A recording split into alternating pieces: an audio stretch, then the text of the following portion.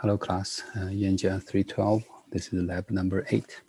Okay, today we're gonna introduce another pump concept. It's called MPSH. Okay, let me share my screen. So this is the pump we did for the previous several labs. Okay, so what is MPSH? MPSH calls net positive suction head. So from the name, you know, it's a pressure head at the suction. Okay, so it's not just the pressure head, it's a net positive suction head. It's a pressure head comparing to the vapor pressure head.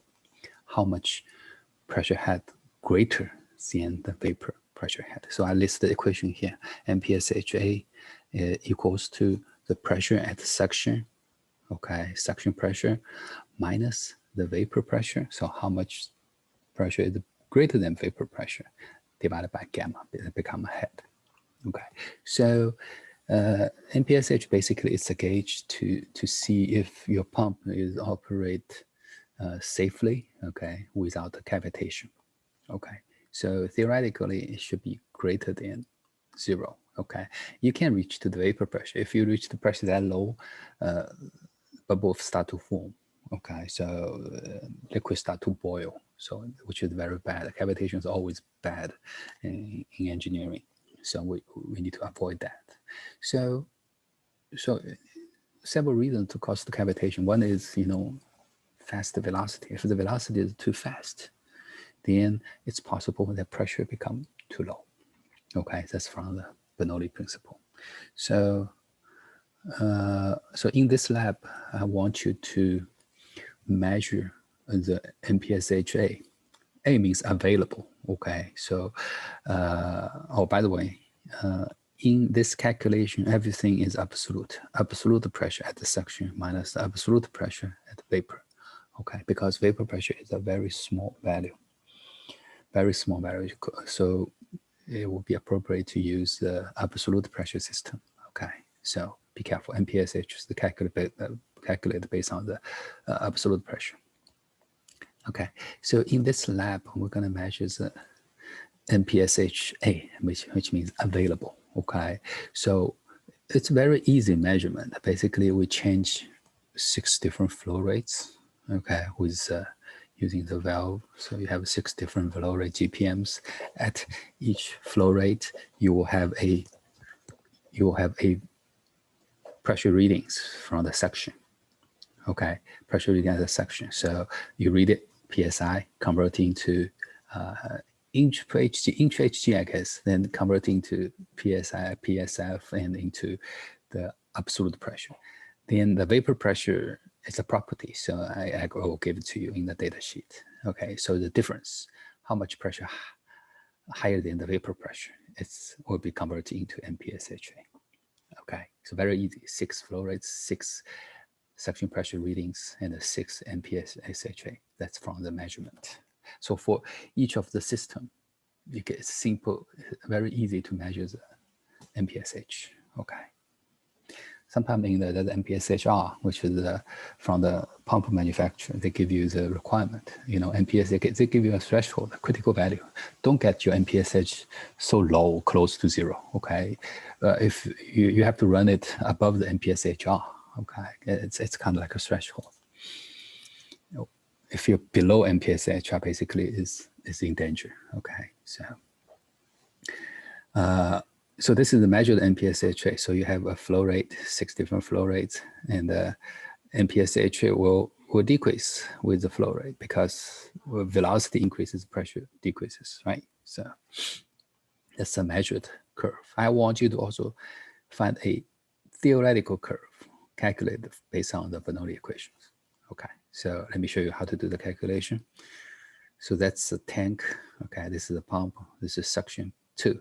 1 is at the surface of the tank. Okay, so 2 is at the suction of the pump. So this is the Bernoulli equation. P1 gamma Z1 V1 square over 0 is also over 2G also 0. In the tank surface, you don't have velocity, right?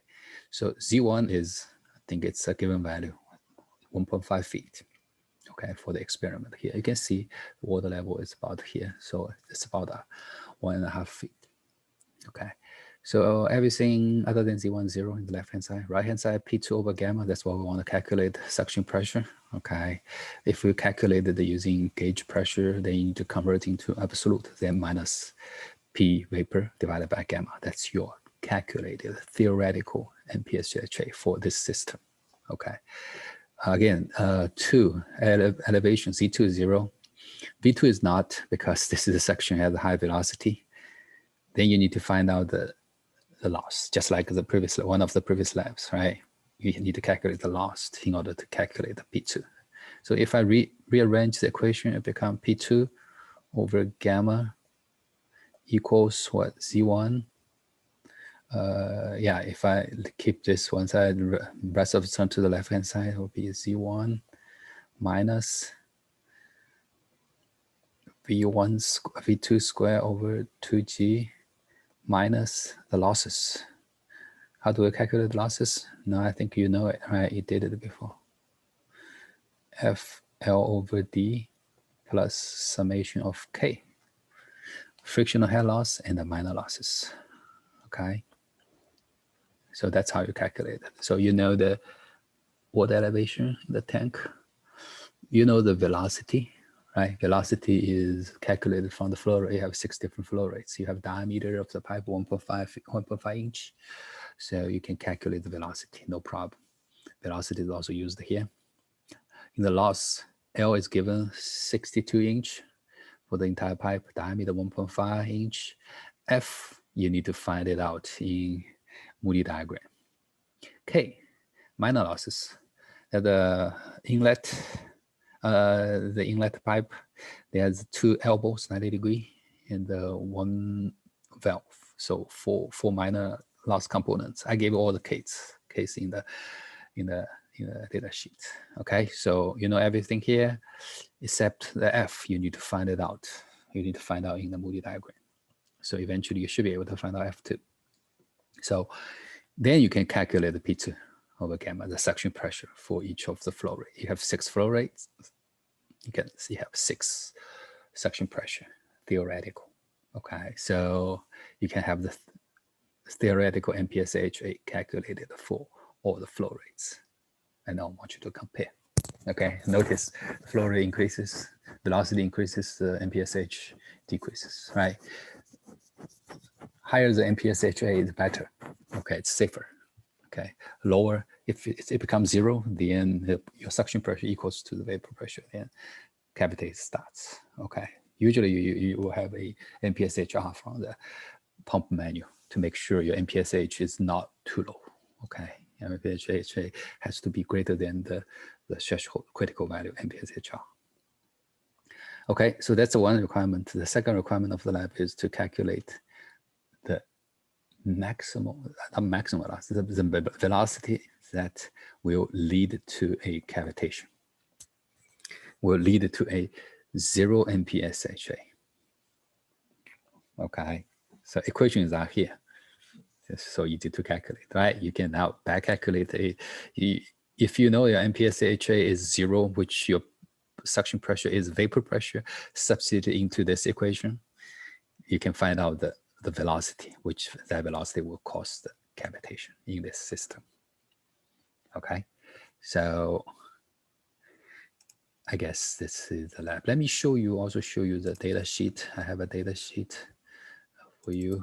Okay, so if you go to measure, that's just will do exactly the same thing as the previous lab, just change the flow rate 6 times. So in the data sheet here, these are the six flow rates, 65 GPM to 25 GPM. Okay, and then the suction pressure measured in inch Hg. This is the gauge value, right? You see negative, so there must be a gauge value. Okay, you have to convert. You convert to PSI, PSF, then convert into the absolute value of pressure. Okay, PSF. So this is the suction pressure. Okay, the properties and the dimensions. Diameter is 1.5 inch for the pipe. Length is 62 inch. Okay, vapor pressure value I give you.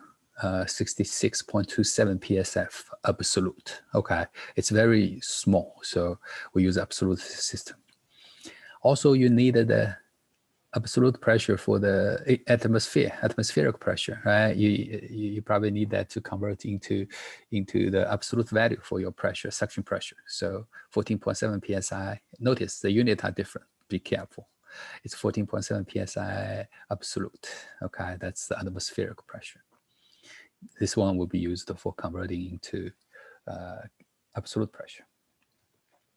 And the tank level, 1.5 feet. Okay, these are the case. You have one gate valve, 0.1 for the K, one inlet, 0.5, and the two 90-inch, 90-degree, not 90-inch, 90-degree, two 90-degree elbows. Okay, so 2 times 0.5 each. Okay, so total of 2 elbows will be K of 1. Okay, so this is the data. I think that's enough for you to do the calculation. Again, the requirement is to produce the measured MPSH curve versus against the theoretical MPSH curve. Okay, then to calculate the velocity required for cavitation to start. Okay, so that's this lab number 8.